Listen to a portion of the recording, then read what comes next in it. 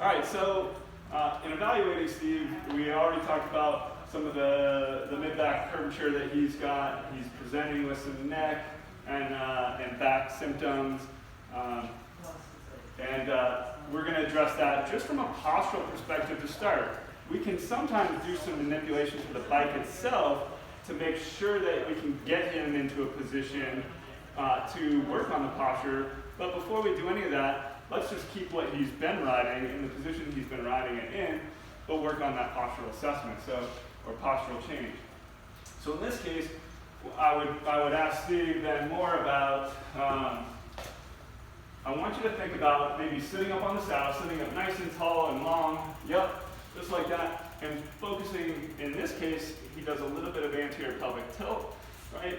And that helps him neutralize spine, so we're over-accentuating to start with.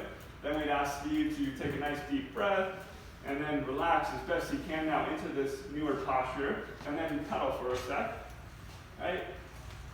And so already we're seeing that if we ask Steve, how easy is it to look down the road?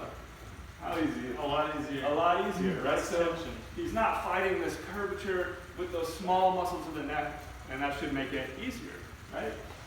The other thing that helped just neutralize that spine, again, was that anterior pelvic tilt.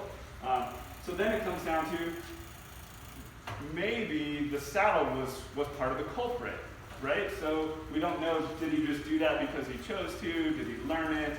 Or was the saddle creating soft tissue pressure that was creating? How does the saddle feel? Good. Feels okay. So in this case, he might have just been doing that because that's what he learned to do or just chose to do, right?